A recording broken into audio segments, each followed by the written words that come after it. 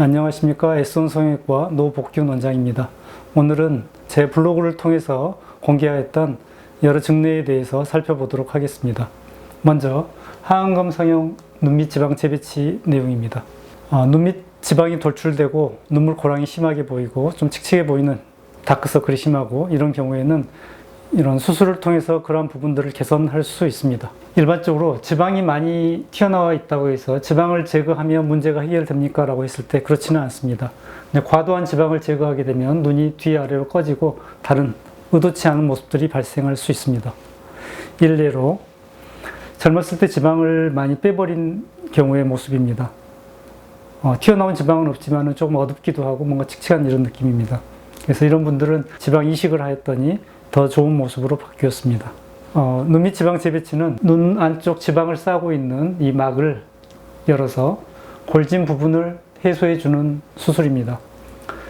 눈물 고랑이 있는 부분에는 인대가 눈물 고랑을 만들고 있는데 눈꺼풀의 얇은 피부와 뺨의 두꺼운 피부의 경계를 이루고 있습니다. 그래서 이러한 경계 부분을 없애줌으로써 조금은 더 젊어 보이는 모습을 만들 수 있습니다. 중년으로 넘어가면 피부도 좀 처지고 근육도 처지고 이런 처짐 증상이 있기 때문에 피부 근육의 처짐을 같이 해소해 준다면 훨씬 더 좋은 효과를 낼 수 있습니다. 그래서 도식적으로 살펴보면 눈 아래쪽에 고랑이 있다라고 하면 눈을 싸고 있는 이 막을 열어서 지방은 아래쪽으로 내려주고 피부 근육은 올려줌으로써 복합적으로 개선되는 것을 확인할 수 있습니다. 제 블로그에서 소개하였던 증례입니다. 40대 여성분으로서 1년 8개월 전에 하안검 성형을 하였습니다. 수술 전 사진을 보면 지방이 불룩하게 나와 있고 고랑이 좀 뚜렷하게 보이는 편입니다. 눈 아래 눈꺼풀에 보면 중간 주름도 하나가 더 있는 상황이다 보니 애교가 그렇게 도드라져 보이지는 않습니다. 수술을 통해서 이런 눈물 고랑이 해소되고 불룩한 지방이 해소가 되게 되면 이 부분이 평평해질 수 있으며 중간 주름이 이런 게 없어지고 나면 애교 부분만 좀 살아난 느낌으로 관찰됩니다.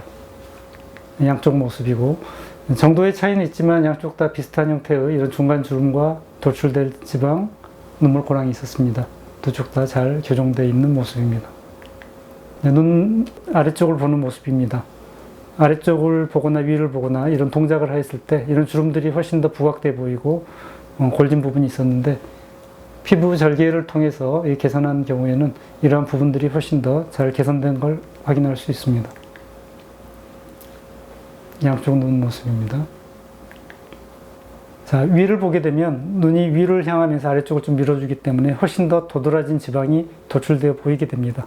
이런 부분들 또한 수술을 통해서 개선되어 있고 추가적으로 돌출되지 않는 모습을 확인할 수 있습니다. 양쪽 모습입니다.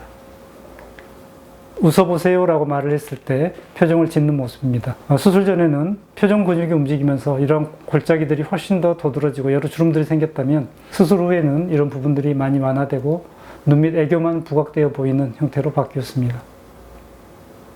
오른쪽 왼쪽 다 개선되어 있는 모습으로 확인이 됩니다. 자, 이처럼 눈 밑에 있는 여러 가지 좋지 않은 모습, 개선하고 싶은 모습이 있을 때 각각에 맞는 어떤 적절한 수술법들을 적용하게 되면 미용적으로 훨씬 더 좋은 모습을 만들 수 있습니다. 이상입니다.